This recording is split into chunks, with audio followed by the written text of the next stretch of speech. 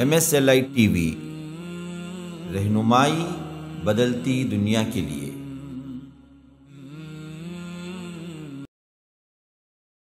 السلام علیکم ورحمۃ اللہ وبرکاتہ۔ ان الحمد للہ نحمده ونستعینه ونستغفره ونؤمن به ونتوکل علیہ ونعوذ باللہ من شرور انفسنا ومن سیئات اعمالنا من يهده اللہ فلا مضل له ومن يضلل فلا هادی له واشهد ان لا الہ الا اللہ وحدہ لا شریک له واشهد ان محمدا عبده ورسولہ اما بعد فان خیر الحدیث کتاب اللہ وخیر الہدی ہدی محمد صلی اللہ علیہ وسلم وشر الامور محدثاتها وكل محدثة بدعة وكل بدعة ضلالة وفي رواية وكل ضلالة في النار۔ فأعوذ بالله السميع العليم من الشيطان الرجيم من همزه ونفثه ونفخه فخلف من بعدهم خلف ورثوا الكتاب يأخذون عرض هذا الأدنى ويقولون سيغفر لنا وَإِن يَأْتِهِمْ عَرْضٌ مِثْلُهُ يَأْخُذُوهُ أَلَمْ يُؤْخَذْ عَلَيْهِمْ مِيثَاقُ الْكِتَابِ أَلَّا يَقُولُوا عَلَى اللَّهِ إِلَّا الْحَقَّ وَدَرَسُوا مَا فِيهِ وَالدَّارُ الْآخِرَةُ خَيْرٌ لِّلَّذِينَ يَتَّقُونَ أَفَلَا تَعْقِلُونَ۔ اللهم أرنا الحق حقا وارزقنا اتباعه وأرنا الباطل باطلا وارزقنا اجتنابه۔ اللهم علمنا ما ينفعنا وانفعنا بما علمتنا وارزقنا علما۔ رب اشرح لي صدري ويسر لي امری واحلل عقدة من لساني يفقهوا قولی۔ اس اللہ کے نام سے ابتدا جس کے ناموں کی کوئی انتہا ہی نہیں۔ ولو ان ما في الارض من شجرة اقلام والبحر يمده من بعده سبعة ابحر ما نفدت كلمات اللہ۔ اس ذات اقدس پر کروڑوں درود و سلام ہوں جو تمام جہانوں کے لیے رحمت للعالمین بن کے آئے تھے۔ اللہم صلی علی محمد وعلی آل محمد کما صلیت علی ابراہیم وعلی آل ابراہیم انک حمید مجید وبارک علی محمد وعلی آل محمد کما بارکت علی ابراہیم وعلی آل ابراہیم انک حمید مجید۔ برادران اسلام، واجب الاحترام بزرگوں، دوستوں، عزیز ساتھیوں، لائق احترام ماؤں اور بہنوں، اللہ تبارک و تعالیٰ کا شکر و احسان ہے کہ MSLI لائف TV کے ذریعے دورہ ترجمہ قرآن آپ لوگوں کے سامنے ہفتہ واری طور پر پیش ہوتا آ رہا ہے۔ گزشتہ کا جو درس میں نے آپ کے سامنے دیا تھا اس میں اللہ تبارک و تعالیٰ نے بنی اسرائیل کے واقعات بیان کرتے ہوئے خاص طور پر ان کی سرکشی کا ایک واقعہ جو ساحل سمندر پر ایک بستی آباد تھی اور انہوں نے اللہ کے وہ حکم کو جو کہ سب کا قانون کہلاتا ہے اس کا ذکر خاص طور پر کیا کہ انہوں نے اللہ کی نافرمانی کی اور سب میں جو عبادت ہفتے کے دن کو اللہ نے ان پر لاگو کیا تھا اس کو انہوں نے توڑا۔ اللہ تبارک و تعالی نے اس نافرمانی کے پاداش میں انہیں ذلیل و خوار بندر بنا دیا۔ پھر اس واقعے کے بعد رب نے فرمایا کہ ان کے اندر بھی بہت سے فرقے ہوئے، بہت سی جماعتیں ہوئی، ان میں کچھ اچھے بھی تھے کچھ برے بھی تھے۔ وَقَطَّعْنَاهُمْ فِي الْأَرْضِ أُمَمًا مِّنْهُمُ الصَّالِحُونَ وَمِنْهُمْ دُونَ ذَلِكَ، اچھے بھی تھے اور برے بھی تھے۔ پھر اس کے بعد اللہ تبارک و تعالیٰ انہیں اچھائی کے ساتھ آزمایا، برائی کے ساتھ بھی آزمایا، یعنی کبھی کیا ہے آسانیاں دی، کبھی کیا ہے تنگی دی، تاکہ کون صالح ہیں، کون اللہ کی طرف پلٹنے والے ہیں۔ یہ دنیا کے اندر جو حالات پیش آتے ہیں انسان کو، کبھی خوشی کبھی غم کبھی پریشانی، اس کا عام طور پر اصول یہ بتلا دیا کہ لعلہم یرجعون، کہ تاکہ وہ اللہ کی طرف پلٹیں، رجوع ہوں۔ پھر اس کے بعد جو آیت میں نے ابھی تلاوت کی ہے 169 آیت نمبر، یہاں سے آج کا مضمون شروع ہو رہا ہے۔ تو اس واقعات کے ساتھ اللہ تبارک و تعالی نے اگلا زمانہ نبی کے بعد کا جو زمانہ ان کے خلفاء کا رہا ہے، ان کے اصحاب کا رہا ہے، امتوں کے اندر، قوموں کے اندر، اس کی ایک عام شکل جو ہوتی ہے جو ہمارے اندر بھی ہوئی بعد میں آگے چل کر، اس کی طرف اشارہ کرتے ہوئے فرمایا کہ فَخَلَفَ مِن بَعْدِهِمْ خَلْفٌ وَرِثُوا الْكِتَابَ يَأْخُذُونَ عَرْضَ هَذَا الْأَدْنَىٰ وَيَقُولُونَ سَيُغْفَرُ لَنَا۔ پھر اس کے بعد ناخلف جانشین ہوئے جو کتاب کے وارث بن کر اسی دنیا کی زندگی کا مال سمیٹنے میں لگے اور کہتے تھے کہ ہمیں معاف کر دیا جائے گا۔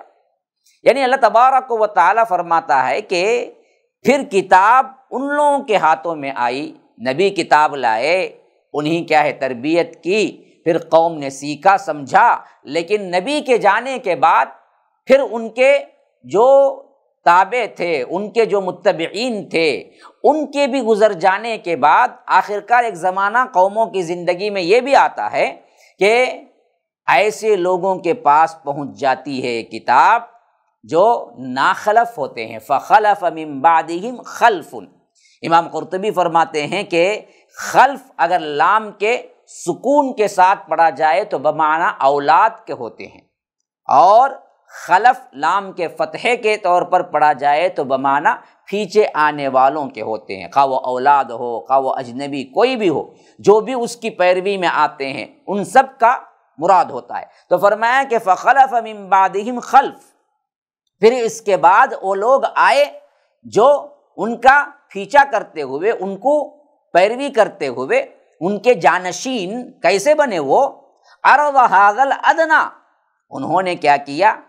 ادنا چیز کو، یعنی یہاں پر ادنا مراد ہے دنیا، حقیر یہ مراد ہے، اور عرض دنیا کے سامان کے لیے استعمال ہوا ہے کہ فرمایا کہ عرض ھذا الادنی، دنیا کے سامان کی طرف یہ متوجہ ہوئے، یہ نالائق جو بنے سب سے پہلے توجہ کیا ہوئی؟ یہ دنیا کی طرف مائل ہوئے اور دنیا میں آگے بڑھتے گئے، حالانکہ ان کو تو اللہ تبارک و تعالیٰ نے کتاب کا وارث بنایا، کتاب کو پکڑنے کا حکم دیا، لیکن یہ دنیا کو پکڑ کے بیٹھے رہے اور کہتے رہے سیغفر لنا، اللہ ہمیں معاف کر دے گا، جی ہم امت محمدیہ ہیں نا، قرآن پڑھو یا نہ پڑھو، کچھ بھی ہو، ہمیں تو فخر ہے امت محمدیہ ہونے کا، ہمیں تو اللہ معاف کر دے گا۔ یہی حال ان قوموں کا بھی ہوا، انہوں نے کہا کہ نحن ابناء اللہ و احباؤ، دیکھو ہم تو کیا ہیں، اللہ تبارک و تعالیٰ کے بڑے محبوب ہیں، بڑے محبوب کے بیٹے ہیں، بڑے محبوب کے اولاد ہیں، تو حضرت موسیٰ جیسی شخصیت کی امتی کو اللہ تعالیٰ جہنم میں ڈال دے گا۔ یہی حالت ہماری بھی ہوئی، ہم نے قرآن کو چھوڑا، کتاب و سنت کو چھوڑا اور دنیا کی طرف، دنیا کے کتوں کی طرح مائل ہو گئے، لیکن ہمارے زبان میں یہی الفاظ رہے کہ سیغفر لنا، اللہ بڑا رحیم ہے، بھائی اللہ معاف کر دینے والا ہے، اللہ تبارک و تعالی مغفرت کر دینے والا ہے، تو ہمیشہ وہی کہتے رہے۔ فرمایا کہ وَإِن يَأْتِهِمْ عَرْضٌ مِثْلُهُ يَأْخُذُوهُ، اگر ویسا ہی دنیا کا کوئی مال پھر ان کے سامنے آ جاتا تو پھر اس کو لے لیتے۔ یعنی ایک بار گناہ کرے، رشوت کا مال آیا، حرام کھائے، کیا کہے؟ سیغفر لنا، اللہ معاف کر دے گا، بھائی اللہ معاف کر دے گا۔ پھر دوبارہ وہی رشوت سامنے آ گئی، وہی حرام مال سامنے آ گیا، وہی سود سامنے آ گیا، پھر لے لیا، کھا لیا، اور پھر یہی کہتے رہے کہ اللہ بڑا معاف کر دینے والا ہے، اللہ بڑا معاف کر۔ یہی قوموں کی زندگی میں ہوا اور یہی ہمارے امت محمدیہ کے اندر بھی آج ہو رہا ہے۔ کتنی پرفیکٹ آج کے ماحول پہ یہ آیت فٹ ہو رہی ہے، دیکھیے خاص کر امت کے وہ علماء سو جو دنیا کی طرف ہی رغبت رکھتے ہیں اور عوام کو بھی صرف بہکاتے اس واسطے ہیں، چندہ لیتے ہیں یا آ کر نذرانے کے طور پہ لیتے ہیں یا عرس مناتے ہیں یا درگاہوں کے کیا ہیں چندے اکٹھے کرتے ہیں، ان بدبختوں کا حال یہی ہے۔ ان کو اچھی طرح معلوم ہے کہ یہ حرام کاری کر رہے ہیں، لیکن ایک تو تسلی یہ دیتے ہیں کہ سیغفر لنا، ہمیں معاف کر دیا جائے گا، پھر مال دنیا سامنے آتا ہے تو پھر کیا ہے، اس کو لے لیتے ہیں، پھر کہتے ہیں کہ اللہ بڑا معاف کرنے والا۔ اسی اللہ تعالیٰ اسی واسطے کہتا ہے الم یؤخذ علیہم میثاق الکتاب الا یقولوا علی اللہ الا الحق ودرسوا ما فیہ، کیا ان سے کتاب میں یہ عہد نہیں لیا گیا تھا کہ وہ حق کے سوا اللہ تبارک و تعالیٰ کی طرف کوئی بات منسوب نہیں کریں گے، ودرسوا ما فیہ، اور وہ پڑھتے بھی رہے جو کتاب میں مذکور تھی، ان کو معلوم بھی تھا، نہیں معلوم بول کے یہ لوگ کیا نہیں کر رہے ہیں، عوام کو بہکا نہیں رہے ہیں، نہیں معلوم بول کے یہ اللہ کے ساتھ شریک نہیں ٹھہرا رہے ہیں، بلکہ ان بدبختوں کو اچھی طرح معلوم ہے، لیکن دنیا اصل انہی سے آنی ہے۔ یہ درگاہوں کے چکر سے اگر نکالیں گے تو ان کے پیٹ کو کون بھرے گا؟ ان کے پیٹ کا جہنم تو اسی سے بھرتا ہے۔ تو یہ بدبخت اسی طرح عوام کو بہکاوے میں رکھتے ہیں۔ تو اللہ کہتا ہے کہ کیا انہیں نہیں کہا گیا، انہیں نہیں کہہ دیا گیا، کیا ان سے عہد نہیں لیا گیا کہ اللہ یقولوا علی اللہ الا الحق، اللہ پر دیکھو حق کے سوا کچھ نہیں بولو گے، وَدَرَسُوا مَا فِيهِ، اور وہ پڑھتے بھی ہیں اس کے اندر، قرآن پڑھتے ہیں تو انہیں کیا ہے، دل میں کچوکے لگتے ہیں کہ بدبختو یہ کیا کر رہے ہو تم قرآن کے ساتھ کھلواڑ۔ لیکن یہ لوگ دنیا کی مال و متاع کے خاطر کبھی آگے کبھی پلٹ کر کبھی عوام کو صحیح بات نہیں بتلاتے۔ لیکن اہل دنیا کا حال تو یہ ہے، آخرت والوں کا حال کیا ہوگا؟ فرمایا کہ وَلَلدَّارُ الْآخِرَةُ خَيْرٌ لِّلَّذِينَ يَتَّقُونَ أَفَلَا تَعْقِلُونَ، دیکھو اصل میں آخرت تو اللہ سے ڈرنے والوں کے لیے ہی بہتر ہے، اثر بہتر ٹھکانہ یہ دنیا نہیں ہے جس کے عوض تم قرآن کو توڑ مروڑ دیے، عوام کو بہکا دیے، درگاہوں کے چکر میں ڈال دیا، شرک کیا، لوگوں کو کیا ہے سود اور حرام کاری پر نہ ٹوکتے تھے لیکن شرک اور بدکاری پر اور زیادہ آگے بڑھاتے تھے۔ تو اللہ تبارک و تعالیٰ کہتا ہے کہ اصل بات تو یہ ہے کہ وَلَلدَّارُ الْآخِرَةُ خَيْرٌ لِّلَّذِينَ يَتَّقُونَ، کہ سب سے بہتر جو گھر ہے وہ تو متقین کے لیے آخرت کا گھر ہے۔ افلا تعقلون، کیا تم اتنا بھی سمجھ نہیں رکھتے؟ وَالَّذِينَ يُمَسِّكُونَ بِالْكِتَابِ وَأَقَامُوا الصَّلَاةَ، دیکھو جن لوگوں کو اللہ تبارک و تعالیٰ نے کتاب دی، یمسکون، وہ کتاب کو مضبوطی سے پکڑتے ہیں، اور فرمایا کہ نماز قائم کرتے ہیں۔ کتاب کو پکڑنے میں نماز بھی آ گئی، لیکن ساتھ میں الگ سے ذکر کرنے کی وجہ کیا ہے؟ نماز کے اہتمام میں، نماز کی تاکید میں زیادہ تر بیان ہو جائے۔ فرمایا کہ جو لوگ کتاب کو مضبوطی سے پکڑتے بھی ہیں، پھر اس کے بعد فرمایا کہ وَأَقَامُوا الصَّلَاةَ، اور نماز قائم کرتے ہیں، إِنَّا لَا نُضِيعُ أَجْرَ الْمُصْلِحِينَ، کہ ہم اصلاح کرنے والوں کے اجر کو کبھی ضائع نہیں کرتے۔ فرمایا کہ وَإِذْ نَتَقْنَا الْجَبَلَ فَوْقَهُمْ كَأَنَّهُ ظُلَّةٌ وَظَنُّوا أَنَّهُ وَاقِعٌ بِهِمْ خُذُوا مَا آتَيْنَاكُمْ بِقُوَّةٍ وَاذْكُرُوا مَا فِيهِ لَعَلَّكُمْ تَتَّقُونَ، وہ وقت بھی یاد کرو جس کا ذکر اللہ نے اس سے پہلے بھی کیا تھا۔ یہاں پر جبل کا لفظ آیا ہے، اس سے پہلے طور کا لفظ آیا تھا۔ ہم نے پہاڑ کو ہلا کر ان کے اوپر اٹھا لیا۔ نتقنا الجبل کا کہتے ہیں کہ زور سے ہلانا، کہ اللہ تبارک و تعالیٰ نے جب انہوں نے تورات کو نہیں مانا تو اللہ تبارک و تعالیٰ نے ان پر پہاڑ کو اوپر کر دیا۔ اور دوسری جگہ فرمایا وہ طور کا پہاڑ تھا، یا کوئی بھی عام پہاڑ تھا جسے طور کہہ سکتے ہیں، یہ بھی مانا ہے اور یہ بھی مانا ہے کہ یہ کوئی پہاڑ تھا، یہاں پر لفظ نہیں لایا۔ فوقہم کأنہ ذلۃ وظنوا انہ واقع بہم، ہم نے پہاڑ کو ان کے اوپر اٹھایا جیسے وہ ایک سائبان ہو، اور انہوں نے یقین کر لیا کہ بے شک وہ ان پر گرنے ہی والا ہے۔ اتنا زیادہ ماحول ایسا کریٹ ہو گیا گویا کہ ان پر پہاڑ گر پڑے گا۔ پھر آواز آئی خذوا ما آتیناکم بقوہ، لوگوں دیکھو مضبوطی کے ساتھ پکڑ لو جو اللہ نے تم کو دیا ہے، واذکروا، اور یاد رکھو اس میں جو کچھ بھی ہے ما فیہ، اس کو حفظ کر لو، اس پر عمل کرو، لعلکم تتقون، تاکہ اللہ تبارک و تعالی تمہیں جہنم کے آگ سے بچ جاؤ، تم تقوی اختیار کر لو، تمہیں اللہ تبارک و تعالی جہنم کی آگ سے بچا دے۔ تقوی کا ایک معنی تو وہ ہے جو عام ہے، لیکن یہاں پر تتقون کا معنی بچنے کا ہے، اصل میں بچنا بھی تقوی ہی کہلاتا ہے۔ تو فرمایا کہ لعلکم تتقون، تاکہ تم بچ جاؤ۔ وَإِذْ أَخَذَ رَبُّكَ مِنْ بَنِي آدَمَ مِنْ ظُهُورِهِمْ ذُرِّيَّتَهُمْ وَأَشْهَدَهُمْ عَلَىٰ أَنفُسِهِمْ أَلَسْتُ بِرَبِّكُمْ قَالُوا بَلَىٰ شَهِدْنَا أَن تَقُولُوا يَوْمَ الْقِيَامَةِ إِنَّا كُنَّا عَنْ هَٰذَا غَافِلِينَ۔ پھر اس کے بعد اللہ تبارک و تعالی ایک خاص طور پر جو عہد حضرت آدم علیہ السلام کی ذریت کو نکال کے کیا تھا، یہاں تک تو خاص طور پر قوم بنی اسرائیل کی ہدایت کے سلسلے کی باتیں ہو رہی تھی، لیکن دراصل اب یہاں سے اللہ تبارک و تعالی رسولوں اور کتابوں کے ذریعے بنی آدم کے ہدایت کا جو اہتمام تھا اس کا ذکر کرنے کے بعد کائنات کے اندر جو چیزیں تمہیں اللہ کی یاد دلاتی ہیں، اللہ کی وحدانیت کی طرف بلاتی ہیں، اس حیثیت سے یہاں پر اس آیت میں ذکر کر رہا ہے کہ فرمایا کہ جب تیرے رب نے آدم کے بیٹوں سے ان کے پشتوں میں سے ان کی اولاد کو نکالا، وہ وقت یاد کرو جب اخذ ربک من بنی آدم من ظہورہم ذریتہم واشہدہم،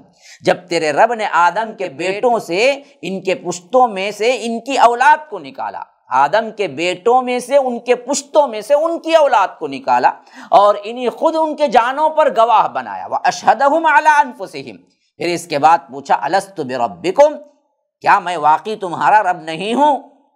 ان سب نے کہا قالوا بلا، انہوں نے کہا کہ کیوں نہیں یا رب، بے شک تو ہی رب ہے۔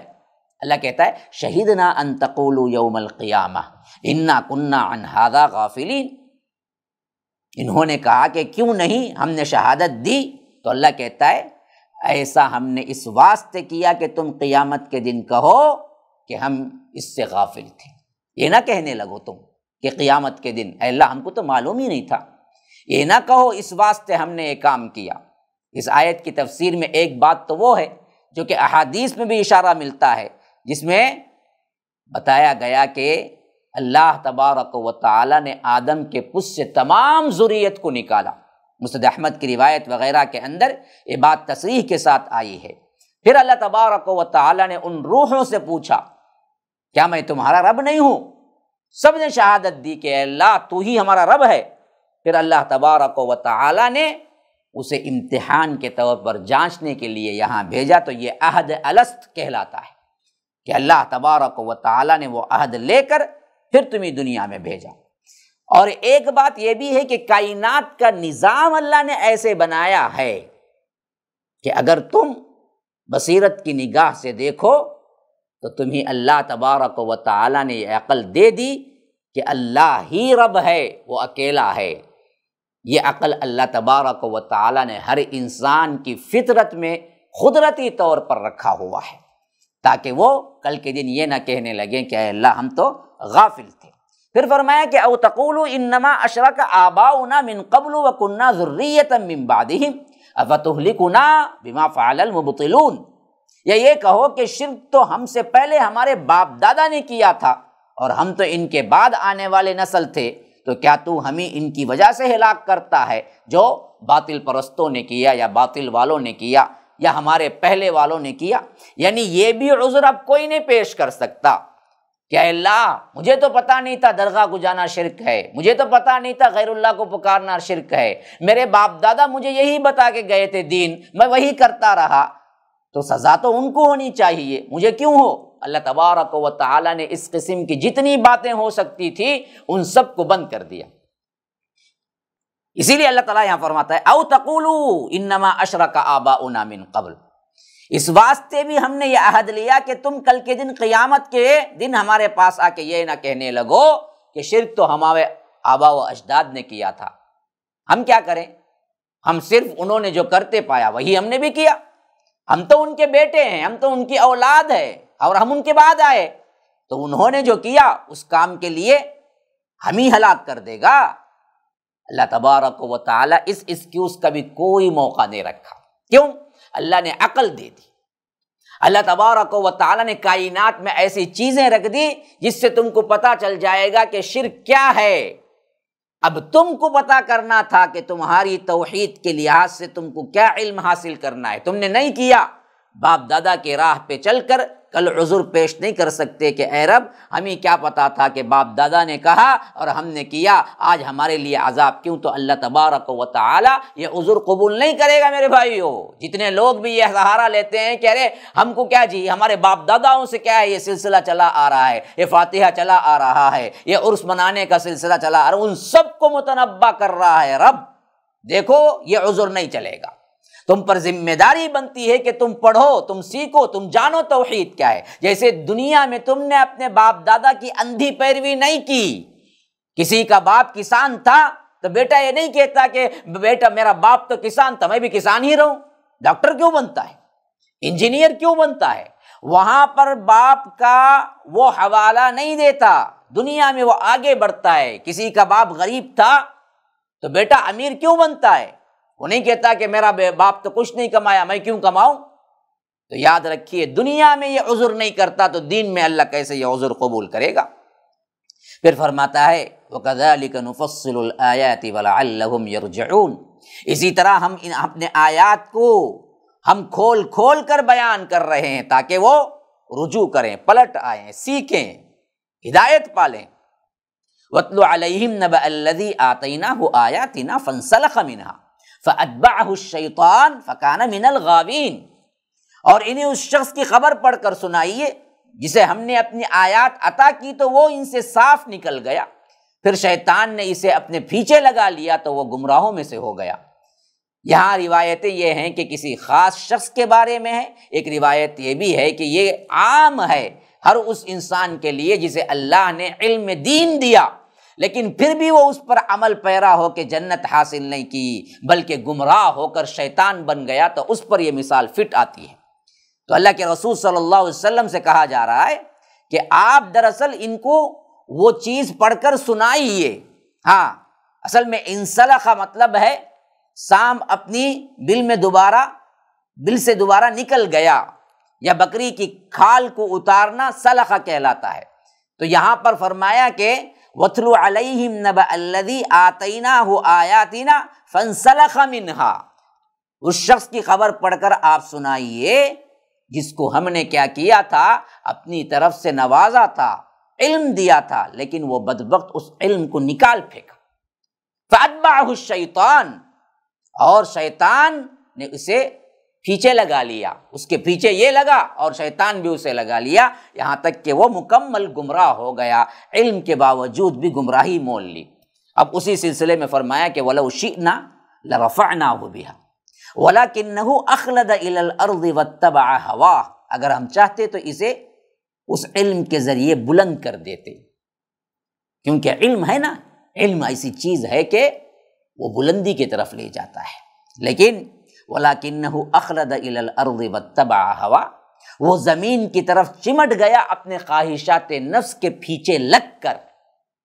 یہ بدبخت علم پانے کے باوجود بھی خواہشات نفسانی، فحش خواہشات، دنیا کی خواہشات، ان چیزوں کی وجہ سے وہ اس علم کی قدر نہ کیا، تو وہ جس علم سے وہ ترقی پانا تھا اس کے بجائے وہ دنیا کے ساتھ چمٹ کے رہ گیا، اور اس کی مثال کیسے ہو گئی؟ فَمَثَلُهُ كَمَثَلِ الْكَلْبِ، اس کی مثال کتے کی سی ہو گئی۔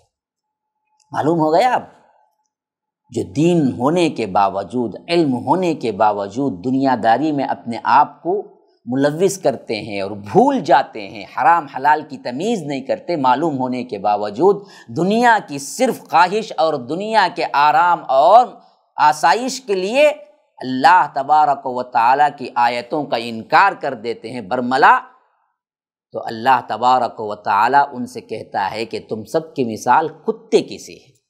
فَمَثَلُهُ كَمَثَلِ الْكَلْبِ، اور اس کی خصلت کیا ہے؟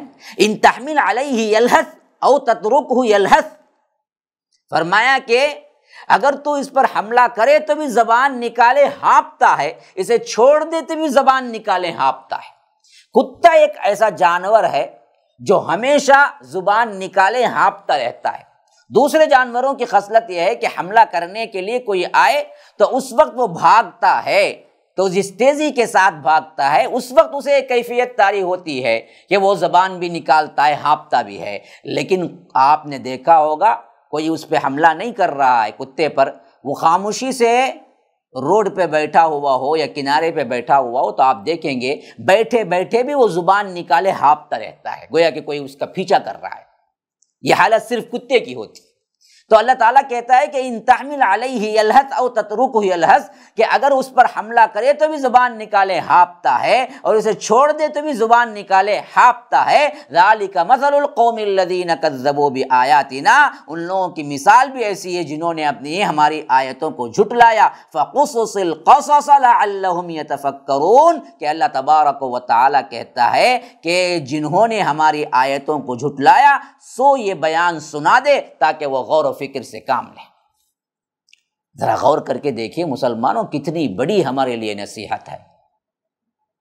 دنیا کے پیچھے لگو گے، اللہ تبارک و تعالیٰ کی اطاعت سے منہ موڑو گے، جانتے بوجھتے سود کھاؤ گے، حرام کھاؤ گے، اللہ بڑا رحیم ہے، کل قیامت کے دن اللہ پوچھے گا تو فلاں سفارش کر دیں گے، یہ ہو جائے گا، کون دیکھا ہے بھائی آخرت؟ ان تمام باتوں کو بنانے والے سنو، اللہ کہتا ہے کہ تمہاری مثال کتے کی سی ہو گئی ہے کہ ہر وقت صرف اسے زبان لٹکائے ہانپتا ہی رہتا ہے۔ یہی حالت تم دنیا کے پیچھے بھاگتے بھاگتے بھاگتے کتنا بھی مل جائے اور زبان لٹکائے پیچھے بھاگتے رہو گے، یہاں تک کہ اللہ تبارک و تعالیٰ تمہیں جب پکڑ لے گا اس وقت دراصل تمہیں کیا ہے احساس ہوگا، لیکن اس وقت احساس ہو کر کوئی فائدہ نہیں ہے۔ اسی واسطے ہم ابھی تمہیں قصہ پڑھ پڑھ کے سنا رہے ہیں تاکہ تم غور و فکر کرو، فقصص القصص لعلہم یتفکرون، تاکہ وہ غور و فکر کریں۔ آج ہم تمہیں سناتے ہیں کہ دیکھو اس طرح تم کرو گے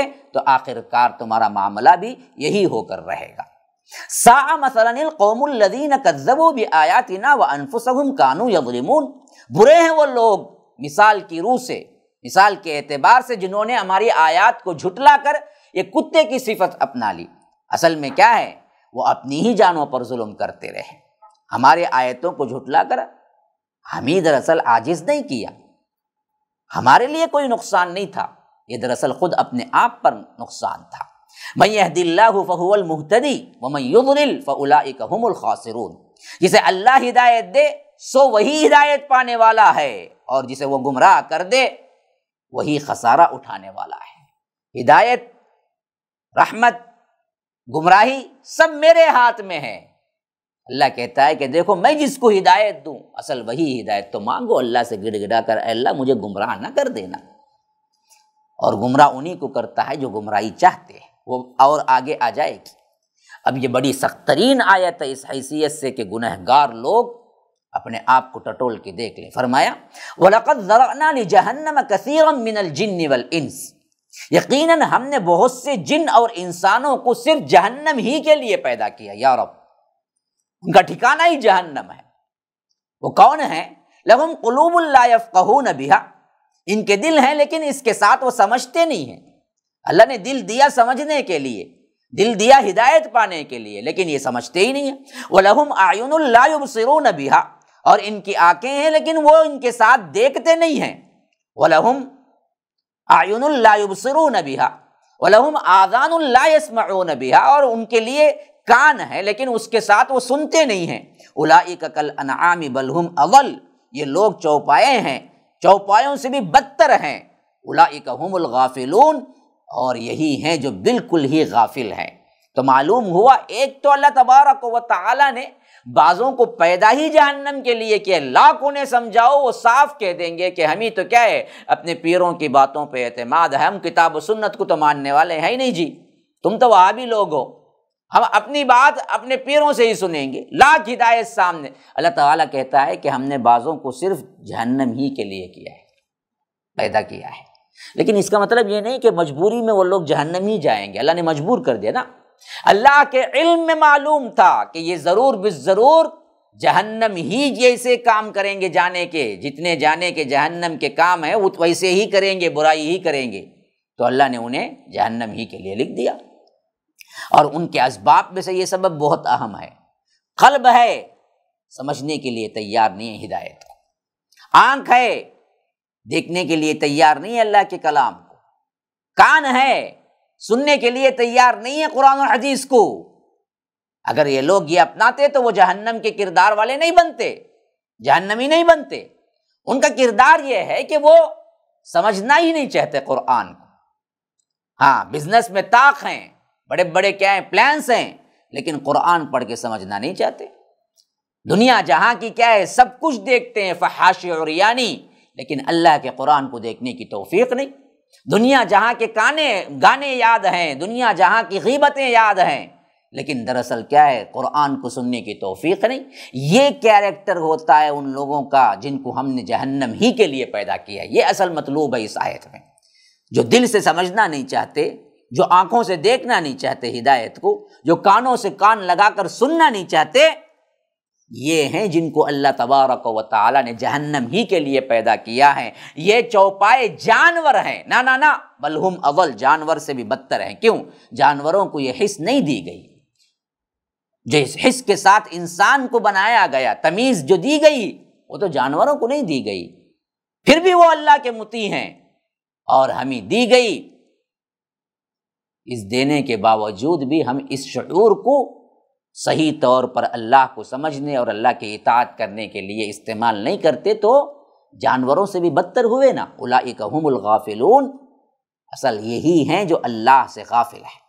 وَلِلَّهِ الْأَسْمَاءُ الْحُسْنَى فَادْعُوهُ بِهَا، سب سے اچھے نام، یعنی سب اچھے نام اللہ ہی کے لیے ہے، اللہ ہی کے لیے ہے اسماء حسنہ۔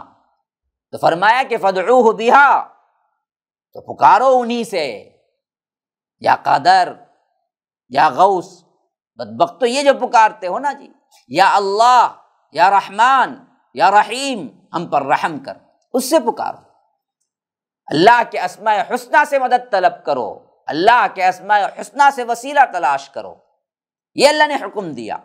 وَذَرُوا الَّذِينَ يُلْحِدُونَ فِي أَسْمَائِهِ، سو اس کے ساتھ انہیں پکارو اور ان لوگوں کو چھوڑ دو جو اس کے ناموں کے بارے میں سیدھے راستے سے ہٹ جاتے ہیں۔ یلحدون، الحاد کرتے ہیں، اس کا معنی ہے جو راستہ اللہ نے اپنے ناموں کے لیے بتلایا ہے ان ناموں سے وہ ہٹ جاتے ہیں۔ اور اللہ تبارک و تعالیٰ کہتا ہے سیجزون ما کانوا یعملون، انہیں جلد ہی بدلہ دیا جائے گا جو وہ کرتے ہیں۔ اللہ کے ساتھ الحاد کے کئی طریقے ہیں۔ اللہ تبارک و تعالیٰ کے ساتھ الحاد کا ایک طریقہ یہ ہے کہ اللہ کے ناموں کا انکار کرنا۔ الحاد کا ایک دوسرا طریقہ یہ ہے کہ اللہ تبارک و تعالیٰ نے جو نام ہمیں سکھائے ہیں ان ناموں کے غلط تعویلات کرنا۔ الحاد کا طریقہ یہ ہے کہ اللہ کے ناموں میں سے ایسے نام دوسروں کو بھی دے دینا جو اللہ تبارک و تعالیٰ کے لیے خاص ہے۔ الغوث، یہ اللہ تبارک و تعالیٰ کے لیے خاص ہے، وہی ہے جو پکار کو سنتا ہے، لیکن ہم یہ کسی اور کو دے، یہ بھی الحاد ہے۔ اسی طرح کیا ہے، اللہ کے اعتبار سے جو نام ہم رکھ سکتے ہیں، عبد السمیع، عبد البصیر، تو ہم نے کیا کیا، ایسے ایسے نام جوڑ دیے جو کیا ہیں درگاہوں کے بزرگوں کے ناموں کے ساتھ ہم نے لگا دیے۔ غوث بخش، غوث نے بخشا، غلام نبی، عبد النبی، نبی کا بندہ، ایسے نام ہمارے ہاں بہت مشہور ہیں۔ یہ بھی الحاد کا ایک طریقہ ہے۔ تو فرمایا کہ وَمِمَّنْ خَلَقْنَا أُمَّةٌ يَهْدُونَ بِالْحَقِّ وَبِهِ يَعْدِلُونَ، اور ان لوگوں میں سے جنہیں ہم نے پیدا کیا کچھ لوگ ایسے ہیں جو حق کے ساتھ رہنمائی کرتے ہیں اور اسی کے ساتھ انصاف کرتے ہیں۔ یہاں پر پھر وہی بات آ گئی جو پہلے بھی فرمایا کہ گمراہ ہونے میں قوم کے پورے لوگ نہیں ہیں، کچھ اچھے بھی لوگ ہیں۔ وہ لوگ اللہ تبارک و تعالیٰ نے جو کچھ بھی بتایا ہے اللہ تبارک و تعالیٰ کے ساتھ شریک نہیں کرتے اور حق پر بھی ہیں اور عدل و انصاف کے ساتھ بھی ہیں۔ لیکن والذین کذبوا بآیاتنا سنستدرجهم من حیث لا یعلمون، رہے وہ لوگ جو ہماری آیات کو جھٹلایا، ہم ضرور انہیں آہستہ آہستہ کھینچ کر لے جائیں گے عذاب کی طرف جہاں سے وہ نہیں جانتے، وہاں سے وہ نکل بھی نہیں سکتے۔ یعنی اللہ تبارک و تعالیٰ اپنا قانون بیان کر رہا ہے کہ ہم فوری گرفت نہیں کرتے، جو غفلت میں پڑے ہوئے ہیں، جو گناہ پر گناہ کرتے جا رہے ہیں، ہم انہیں ڈھیل دیتے ہیں جسے استدراج کہتے ہیں، اور پھر اس کے بعد جب وقت آتا ہے پکڑنے کا تب ہم انہیں پکڑ لیتے ہیں۔ مگر وہ سمجھتے ہیں کہ اللہ نہیں پکڑ رہا ہے فوری گناہوں پر، تو سمجھتے ہیں کہ اللہ ہم پر بڑا مہربان ہے، اگر اللہ ہم پہ غصہ ہوتا تو فوراً کیوں نہیں پکڑ لیتا، یہ غلط فہمی میں پڑے رہتے ہیں۔ لیکن آخر جب عذاب آ جاتا ہے تب انہیں پتہ چلتا ہے کہ اللہ کی طرف سے یہ ڈھیل تھی جو اللہ تبارک و تعالیٰ دے رہا تھا۔ ڈھیل کا مطلب یہ نہیں کہ اللہ تبارک و تعالیٰ تم سے راضی تھا، ایسے بہت سے لوگ دنیا میں مل جائیں گے جو دراصل ڈھیل کو اللہ تبارک و تعالیٰ کی رحمت سمجھ کے گناہوں میں اور آگے نکل جاتے ہیں۔ وَأُمْلِي لَهُمْ إِنَّ كَيْدِي مَتِينٌ، اللہ کہتا ہے انہیں مہلت دو، انہیں ہم مہلت دے دیں گے، مہلت چلتی ہے ان کی، بے شک میری تدبیر بہت مضبوط ہے۔ اللہ تبارک و تعالیٰ کہتا ہے کہ جب ہوگی مہلت ختم پھر تو اس کے بعد ہماری جو کچھ بھی تدبیر ہوگی وہ بڑی مضبوط ہوگی، وہ نکل کے نہیں جا سکتے پھر۔ جیسا کہ اللہ کے رسول صلی اللہ علیہ وسلم نے فرمایا کہ بے شک اللہ تعالیٰ ظالم کو مہلت دیتا ہے یہاں تک کہ جب وہ اسے پکڑتا ہے تو پھر بھاگنے کی کوئی سبیل نہیں ہوتی۔ پھر اس کے بعد اللہ کے رسول صلی اللہ علیہ وسلم نے یہی آیت پڑھی، وَكَذَلِكَ أَخْذُ رَبِّكَ إِذَا أَخَذَ الْقُرَىٰ وَهِيَ ظَالِمَةٌ، جب وہ پکڑنے پہ آتا ہے تو وہ پکڑ لیتا ہے، اور اس کی پکڑ بڑی سخت ہے، اس حالت میں پکڑتا ہے جب یہ ظلم کر رہے ہوتے ہیں۔ تو اللہ تبارک و تعالی مہلت تو دیتا ہے، لیکن یہ مہلت اصل میں ان کے لیے عذاب الہی کو لیے ہوئے ہوتی ہے۔ اولم یتفکروا ما بصاحبہم من جنہ ان ہوا الا نذیر مبین، کیا انہوں نے غور نہیں کیا کہ ان کے ساتھی میں جنون کی کون سی چیز ہے؟ یعنی ان بدبختوں نے اللہ کے رسول کو مجنون کہا، دیوانہ کہا، پاگل کہا، تو اللہ تبارک و تعالی ان سے پوچھتا ہے ارے بدبختو ذرا غور کر کے دیکھو، ما بصاحبہم سے کیا ہے؟ دراصل اللہ کے رسول صلی اللہ علیہ وسلم کی ان 40 سال کی زندگی کی طرف اشارہ ہے جو انہی کے ساتھ گزری، کہ اللہ تبارک و تعالی پوچھ رہا ہے کہ تم مجنون سمجھتے ہو، تم پاگل سمجھتے ہو، جیسا کہ اللہ نے قرآن میں خود بتایا، حجر کے اندر، دخان کے اندر یہ بات آئی ہے کہ ان بدبختوں نے اللہ کے رسول کو پاگل کہا۔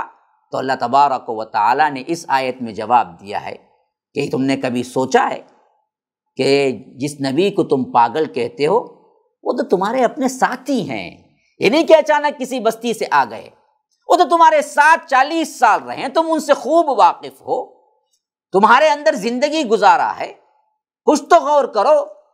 صاحب یہ لفظ لا کے بتایا کہ دیکھو تمہارے ساتھی ہیں، تمہارے صاحب ہیں، تمہارے اندر کے ہیں، باہر کے نہیں ہیں، ان کی پوری زندگی بالکل روز روشن کی طرح تم پر آیا ہے، پھر تم انہیں پاگل کہتے ہو بدبختو۔ 40 سال کا عرصہ بچنے کسی کو پرکھنے کے لیے، تو 40 سال کے عرصے میں کبھی تم نے کوئی دیوانہ پن انہیں دیکھا ہے؟ نمبر 2 یہ بات ہے اس کی تردید میں، جن باتوں کا وہ حکم دیتے ہیں، توحید، نماز، صدقہ، صلہ رحمی، پاک دامنی، صدق وغیرہ، ان میں سے کون سی چیز ایسی ہے جو پاگل پن کی اطلاع دیتی ہے تم کو؟ ان کی دعوت میں بھی کوئی پاگل پن نہیں ہے، ان کی سیرت میں بھی کوئی پاگل پن نہیں ہے، تو پھر تم ان کو پاگل کیسے کہہ سکتے ہو؟ اسی لیے فرمایا کہ ما بصاحبکم من جنہ، کیا کوئی بھی جنون کی کوئی بھی چیز ہے ان کے اندر؟ ذرا غور تو کر کے دیکھو نا، ان هو الا نذیر مبین، یہ تو یہ کھلم کھلا ڈرانے والے کے سوا اور کچھ نہیں ہے، نذیر مبین، کھلے ہوئے ڈرانے والے۔ اولم ينظروا في ملکوت السماوات والارض وما خلق اللہ من شیء وان عسى ان يكون قد اقترب اجلهم فبأي حدیث بعده يؤمنون۔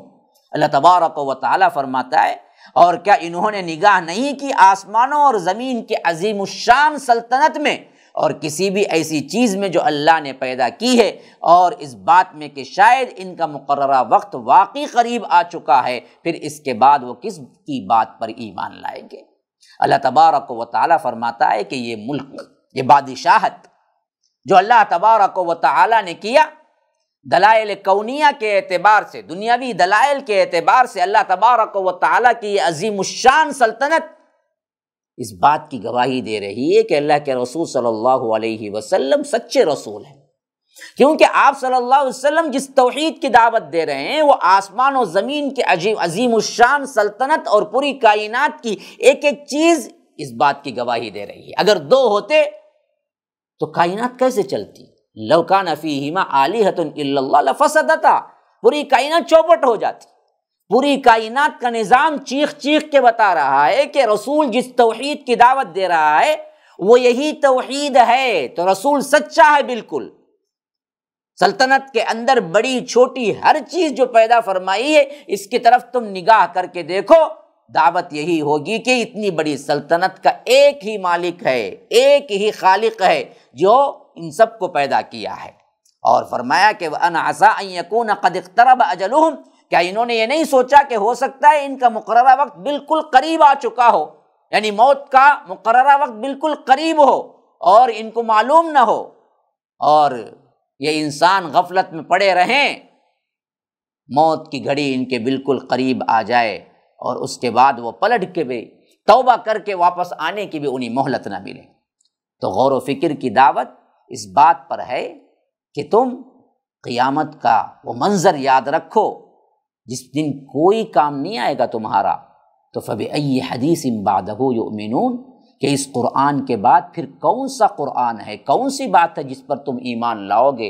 اتنا بہترین کلام، اتنا واضح کلام، اتنے واضح نبی کے ذریعے تمہیں دیا جا رہا ہے کہ تم تکبر چھوڑو، سرکشی چھوڑو اور اس قرآن کو مانو، اور یہ پوری سلطنت و کائنات کو دیکھو، اسی نبی کی تائید کرتے ہیں، اسی قرآن کی وحدت کی تائید کرتے ہیں، لیکن تم بدبخت ہو کہ تم اپنی منمانی میں پڑے ہوئے ہو اور تمہیں پتہ بھی نہیں ہے کہ تمہاری زندگی برف کی طرح پگھل رہی ہے اور کتنے دن باقی ہیں وہ پتہ نہیں ہے، جب وہ آ جائیں گے تو پھر تڑپتے رہ جاؤ گے، اور اللہ کے اس کلام کے بعد کوئی دوسرا کلام بھی نہیں ہے کہ تمہیں ہدایت کے لیے نازل ہو۔ مَن يُضْلِلِ اللَّهُ فَلَا هَادِيَ لَهُ وَيَذَرُهُمْ فِي طُغْيَانِهِمْ يَعْمَهُونَ، جسے اللہ گمراہ کر دے پھر اسے کوئی ہدایت دینے والا نہیں ہے، اور وہ ان کی سرکشی پہ چھوڑ دیتا ہے، بھٹکتے پھرتے رہیں۔ اب آ گئی وہ بات جو میں نے کہا تھا، اللہ جس کو گمراہ کر دے اسے کوئی ہدایت نہیں دے سکتا۔ اوپر آئے تھے اللہ ہی ہدایت دینے والا ہے، اللہ ہی گمراہ کرتا ہے، یہاں پر وَيَذَرُهُمْ فِي طُغْيَانِهِمْ يَعْمَهُونَ، اللہ ان کی سرکشی میں چھوڑ دیتا ہے کہ بھٹکتے پھریں۔ معلوم ہوا کہ اللہ صرف ان کو گمراہ کرتا ہے جو اصل میں خود گمراہی مول لینا چاہتے ہیں، خود گمراہی میں پڑے رہنا چاہتے ہیں، سرکشی میں پڑے رہنا چاہتے ہیں، اللہ انہی کو گمراہ کرتا ہے۔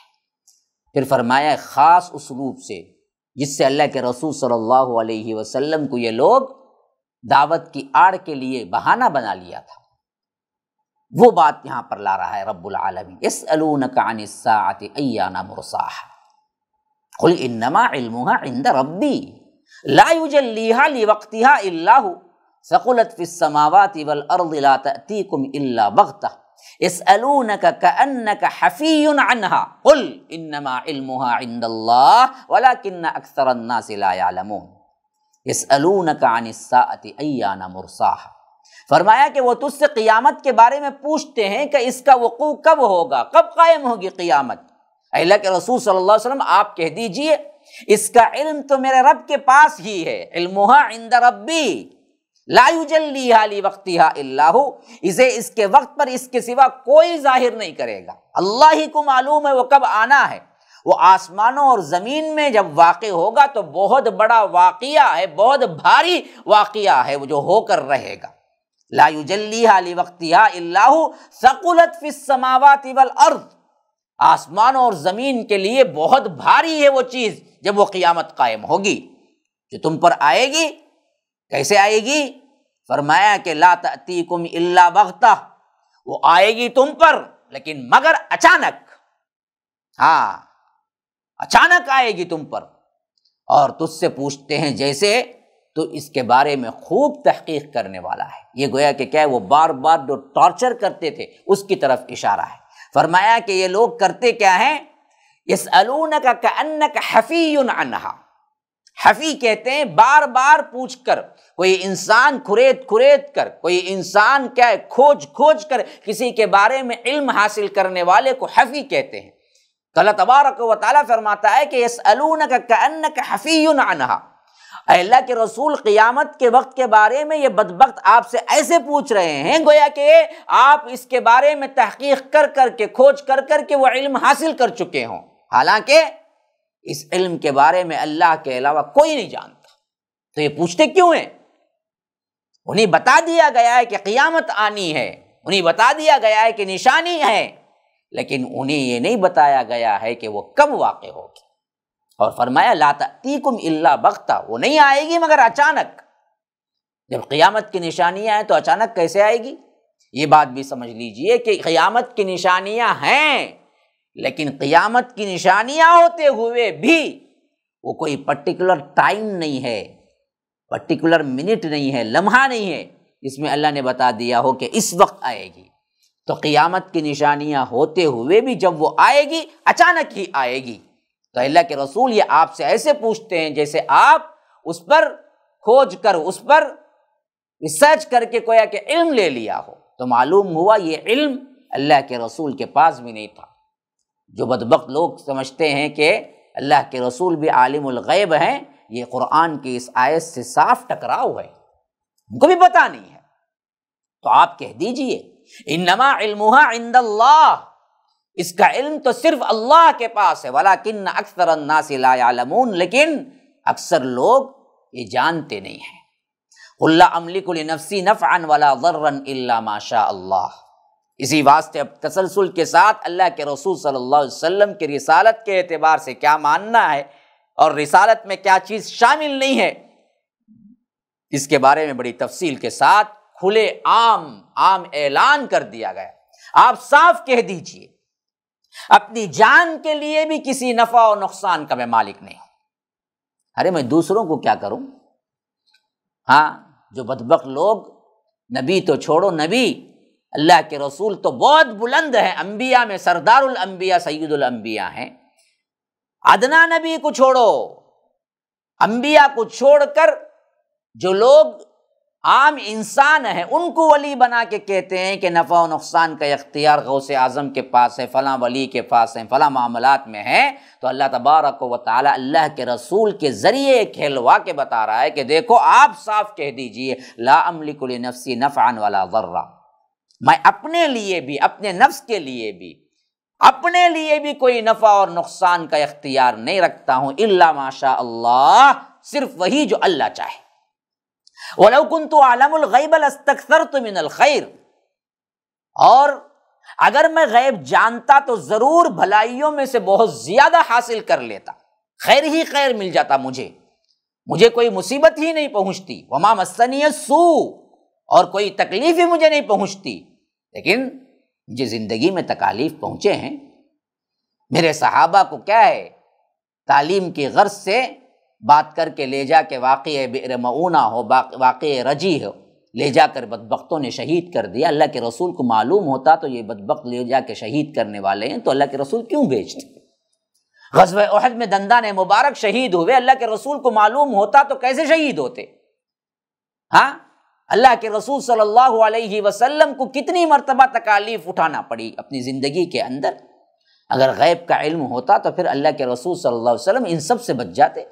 یہی اللہ تعالیٰ فرما رہا ہے کہ آپ صاف کہہ دیجئے مجھے غیب کا علم نہیں ہے، اگر غیب کا علم ہوتا تو مجھے خیر کثیر مل جاتا، مجھے صرف بھلائیاں ہی ملتے۔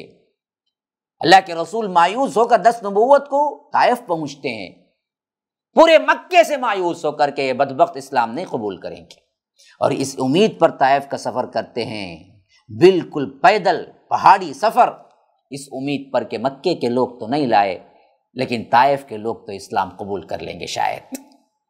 اللہ کے رسول صلی اللہ علیہ وسلم جا کے وہاں کے سرداروں عبد علیہ الحبیب مسعود کو پیش کرتے ہیں تو بدبخت مکے کے لوگ بھی 10 سالہ مدت کے اندر اتنی تکلیف نہیں دیتے جتنی تکلیف طائف والے ان 10 دنوں کے اندر دیتے ہیں جو اللہ کے رسول صلی اللہ علیہ وسلم نے وہاں بتایا۔ پتھروں سے اور دوسری چیزوں سے اللہ کے رسول صلی اللہ علیہ وسلم کو مارتے ہیں اور خون رس رہا ہوتا ہے، تو اللہ کے رسول کو اگر معلوم ہوتا طائف جانے سے یہاں پر جو معاملہ ہے اس سے سخت ترین مرحلہ پیش آئے گا تو پھر طائف کا سفر کیوں کرتے اللہ کے رسول؟ اگر کوئی بندہ یہ کہتا ہے کہ اللہ کے رسول کو معلوم ہونے کے باوجود بھی اللہ کے رسول وہاں گئے تو یہ بہت بڑی تہمت ہے۔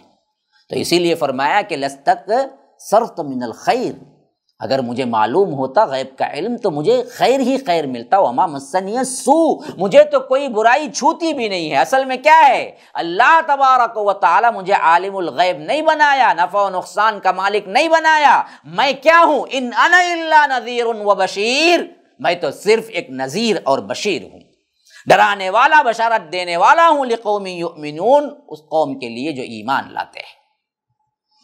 والذی خلقکم من نفس واحدۃ وجعل منها زوجها ليسكن إليها فلما تغشاها حملت حملا خفيفا فمرت به فلما أثقلت دعوا الله ربهما لئن آتيتنا صالحا لنكونن من الشاکرین۔ اللہ تبارک و تعالی عام حالات بیان کرتا ہے، شرک کیسے لوگوں کے اندر آتا ہے، کس طرح وہ اللہ تبارک و تعالی کی وحدانیت سے مکر جاتے ہیں، حالات کیا ہوتے۔ فرمایا کہ وہی ہے جس نے تمہیں ایک جان سے پیدا کی، وَهُوَ الَّذِي خَلَقَكُم مِّن نَفْسٍ وَاحِدَةٍ، ایک آدم سے، وَجَعَلَ مِنْهَا زَوْجَهَا لِيَسْكُنَ إِلَيْهَا، اور اسی سے اس کا جوڑا بنایا، اس کی بیوی کو بنایا تاکہ وہ سکون حاصل کرے۔ معلوم ہوا کہ بیوی اصل سکون ہے، جس بیوی میں سکون نہ ہو بیوی کہلانے کے لائق نہیں ہے۔ یہاں پر آدم اور حوا کا ذکر ہے کہ اللہ تبارک و تعالیٰ نے آدم کو بنایا، پھر انہی سے اللہ تبارک و تعالیٰ نے حوا کو بنایا، پھر اس کے ذریعے نسل انسانی چلی، پھر عام جوڑے بنے، عام میاں بیوی بنے، عام شادی شدہ جوڑے بنے۔ تو ہوتا کیا ہے؟ فلما تغشاها حملت حملا خفیفا فمرت به، پھر جب اس عورت کو ڈھانکا تو اس کے اوپر ہلکا سا حمل ٹھہر گیا۔ یہ وہ کیفیت جو میاں بیوی کی صحبت کے اعتبار سے اعلیٰ ادبی نمونہ ہے جو قرآن پیش کرتا ہے۔ اس سے بہتر کوئی لفظ کوئی ڈکشنری میں نہیں مل سکتا جو رب العالمین میاں بیوی کی اس صحبت کو فلما تغشاها حملت کے لفظ سے اللہ تبارک و تعالیٰ فرماتا ہے۔ جب ان دونوں نے ملاپ کیا تو عورت کو ڈھانپا، یعنی دونوں مل گئے، پھر اس کے ساتھ ساتھ حملا خفیفا، پھر رحم مادر کے اندر بچہ ٹھہر گیا جو بالکل خفیف ہوتا ہے، جسے آنکھوں سے بھی نہیں بلکہ دوربین سے دیکھنا پڑتا ہے، بلکہ کیا ہے مائکروسکوپ سے دیکھنا پڑتا ہے۔ حملا خفیفا فمرت به، پھر اس حمل کو لیے ہوئے وہ ماں چلتی پھرتی ہے، یہاں تک کہ حمل بڑھتا جاتا ہے، بچہ بڑھتا جاتا ہے۔ فلما اثقلت، جب وہ بالکل بھاری ہو جاتی ہے، جب وہ جننے کی کنڈیشن پہ پہنچ جاتی ہے، دعوا اللہ ربہما، اور دونوں اللہ تبارک و تعالیٰ سے دعائیں کرنے لگتے ہیں، لئن آتیتنا صالحا، اے اللہ تو ہمیں صحیح و سالم بچہ دے گا، لنکونن من الشاکرین، کہ ہم ضرور بالضرور صرف تیرے ہی شکر گزار بنیں گے، تیرے ہی شکرانے کے طور پر نہ، تیرے ہی شکر گزاری کے طور پر ہم تیرے ہی گن گائیں گے، ہم تیرے ہی حمد و ثنا میں لگے رہیں گے۔ یہ معاملہ اس وقت تک کا ہے جب ابھی بچہ نہیں ہوتا ہے، لیکن اگلا اسٹیپ کیا ہوتا ہے؟ اللہ کہتا ہے فلما آتاہما صالحا، پھر اللہ تبارک و تعالیٰ ان کی دعا کو قبول کر کے صحیح و سالم بچہ انہیں دے دیتا ہے۔ جعلا لہ شرکاء فیما آتاہما، یہ بدبخت کرتے ہیں دونوں اس میں شریک بنا لیتے ہیں جسے اللہ نے خالص عطا کیا تھا۔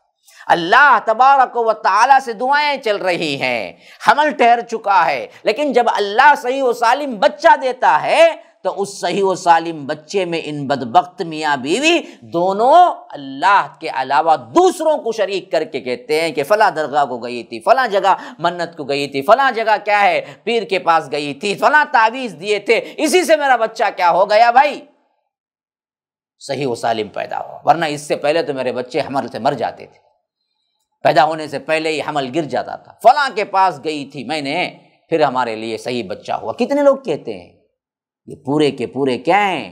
شرک کر رہے ہیں، جس کو اللہ کہتا ہے فتعالی اللہ عما یشرکون، اللہ تبارک و تعالی بہت بلند ہے جو یہ شرک کرتے ہیں۔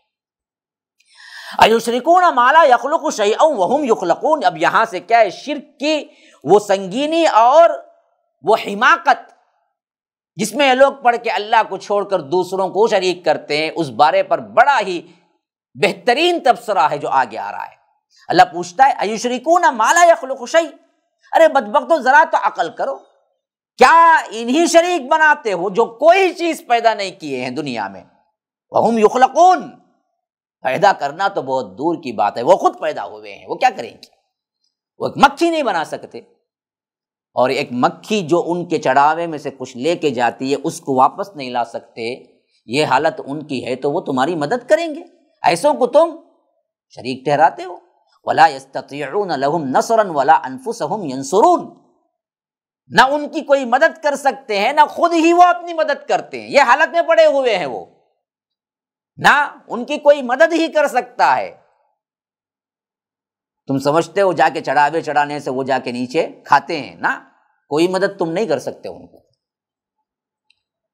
کھاتے ہیں تو ان کے نام لیوا جو مجاور بیٹھے ہوئے ہیں ان کی چاندی بنتی ہے، ان کے پیٹ بھرتے ہیں، ان کو تو کوئی نفع نہیں ہے، ہاں، تو تم ان کی کوئی مدد نہیں کر سکتے ہو، نہ خود اپنی مدد کرتے ہیں، ان کی حالت بھی یہ نہیں ہے کہ وہ اپنی مدد خود کر سکے۔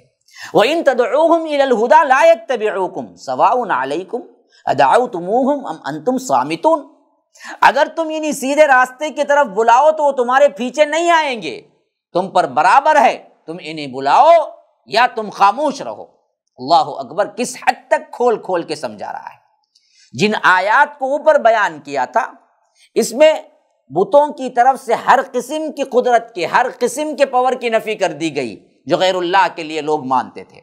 اب ان سے ہر طرح کے علم کی بھی نفی کی جا رہی ہے کہ وہ کچھ سنتے بھی نہیں ہیں، دیکھتے بھی نہیں ہیں، کوئی علم بھی نہیں ہے۔ مطلب یہ ہے کہ جن بتوں کی یہ پوجا کر رہے ہیں ان میں نہ تو نفع و نقصان پہنچانے کی قدرت ہے، نہ سننے کی، نہ دیکھنے کی، نہ کسی اور طرح کی تمہارے حالت سے باخبر ہونے کی کوئی صورت ان کے پاس نہیں ہے۔ پھر تم کتنے احمق ہو کہ ان سے امید لگائے بیٹھے ہو کہ تم ہی سیدھے راستے پر لگائیں گے یا تم انہی سیدھے راستے پر چلنے کی دعوت دو گے تو وہ تمہارے پیچھے آئیں گے، بلکہ حقیقت یہ ہے کہ نہ تم ان کے لیے کسی کام کے ہو نہ وہ تمہارے لیے کسی کام کے ہیں۔ ان کا معاملہ الگ، تمہارا معاملہ الگ۔ اسی لیے فرمایا کہ سواء علیکم ادعوتموہم ام انتم صامتون، ان کے لیے برابر ہے تم انہیں بلاؤ یا تم خاموش رہو۔ ان الذین تدعون من دون اللہ عباد امثالکم فدعوہم فلیستجیبوا لکم ان کنتم صادقین۔ یہ بہت اہم ترین آیت ہے جو بہکاتے ہیں علماء سو یہ کہہ کے کہ دیکھو مشرکین مکہ جن کو پوچھتے تھے وہ تو مٹی کے بت تھے اور ہم جن کو بلاتے ہیں وہ تو اللہ کے ولی ہیں، اللہ کے ولیوں کو پکارتے تھے کیا؟ اللہ کے یہاں بھی اللہ کے ولیوں ہی کی بات ہو رہی ہے۔ دیکھیے اللہ تعالیٰ کہتا ہے بے شک جو اللہ کو چھوڑ کر دوسروں کو پکارتے ہیں وہ تمہارے جیسے بندے ہیں، عباد امثالکم۔ تو معلوم ہوا صرف بتوں کی نہیں تھی وہاں پر پرستش، اولیاء اللہ کی بھی تھی، کیونکہ بت کبھی عباد نہیں ہو سکتے۔ یہاں عباد امثال ان کا لفظ لایا اللہ تعالیٰ، یہ تمہاری طرح کے بندے ہیں۔ ہاں، فدعوہم فلیستجیبوا لکم، بدبختو تمہارے جیسے بندوں کو تم پکار کے دیکھو وہ قبول کرتے ہیں کیا؟ ان کنتم صادقین، اگر تم سچے ہو اس معاملے میں۔ کبھی آئی آواز تمہاری جواب کی؟ وہاں جا کے پکارتے ہو نا، کبھی سنا ہے تم نے؟ شوبیدہ بازی کے علاوہ کچھ نہیں سنا ہوگا۔ اس لیے اللہ کہتا ہے تنزیہ، فدعوہم، پکارو ان کو، فلیستجیبوا لکم، وہ تمہیں جواب دیں گے۔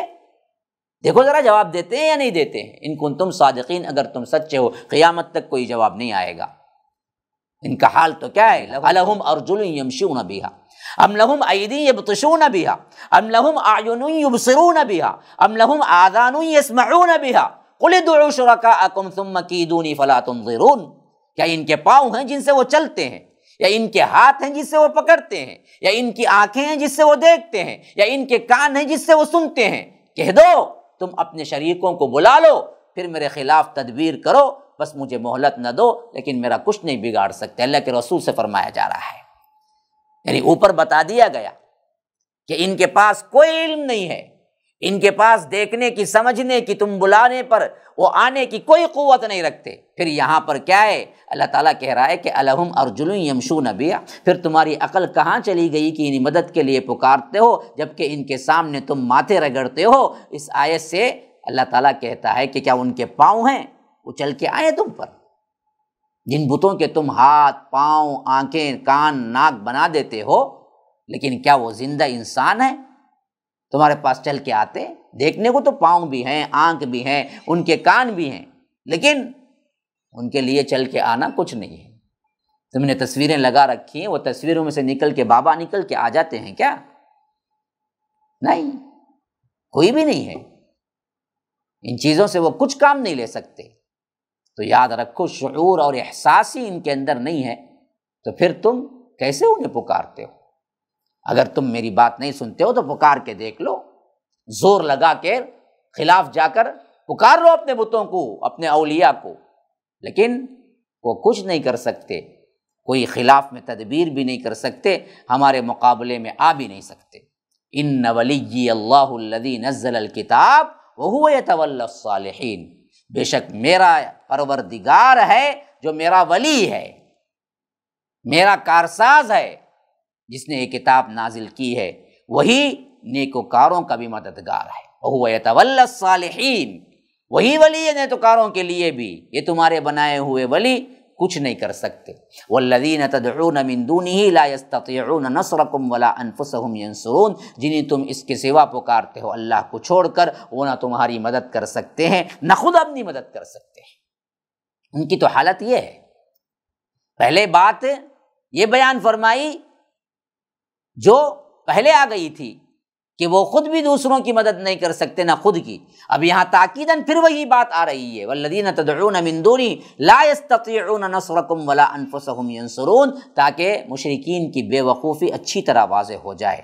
ان تدعوہم الی الہدی لا یسمعوا وتراہم ینظرون الیک وہم لا یبصرون، اگر تم انہیں سیدھے راستے کی طرف بلاؤ تو نہیں سنیں گے، اور تو انہیں دیکھتا ہے کہ تیری طرف دیکھ رہے ہیں حالانکہ وہ نہیں دیکھتے۔ یا رب کیا تصویر کشی کی ہے اس آیت میں۔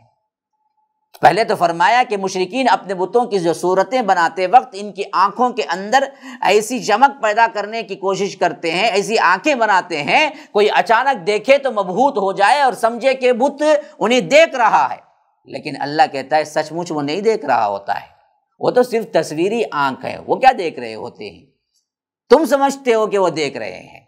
وَتَرَاهُمْ يَنظُرُونَ إِلَيْكَ، ایسا لگتا ہے کہ وہ تمہیں دیکھ رہے ہیں، حالانکہ وَهُمْ لَا يُبْصِرُونَ، وہ نہیں دیکھ رہے ہوتے ہیں، وہ کوئی ہدایت دے بھی نہیں سکتے، ہدایت کے لیے بلاؤ تو آ کے سن بھی نہیں سکتے، یہ حالت ہے۔ تو ایسے لوگوں سے اللہ کے رسول آپ کیا کیجئے، خذ العفو وامر بالعرف واعرض عن الجاہلین، کہ درگزر اختیار کریں، نیکی کا حکم دے اور جاہلوں سے بالکل بھی کنارہ کش ہو جائیں، کہ آپ اپنی توحید کی دعوت میں لگے رہیں، اور جو لوگ جھگڑالو قسم کے آتے ہیں ان سے عفو درگزر کر کے اپنے کام کو جاری رکھیں، اور جاہل لوگ جو آ کے جھگڑتے ہیں ان کے جھگڑوں کے، ان کے مسئلوں کے جواب دینے کے بجائے آپ ان سے اعراض کریں اور اپنی دعوت و تبلیغ میں لگے رہیں۔ یہی آپ کا مشن ہے، یہی آپ کا کام ہے جس پر آج امت مسلمہ کو بھی ہونا چاہیے۔ ھذا وباللہ التوفیق، صلی اللہ وسلم علی نبینا محمد۔ اسأل اللہ لی ولکم ولسائر المسلمین من کل ذنب فاستغفروہ انہ هو الغفور الرحیم۔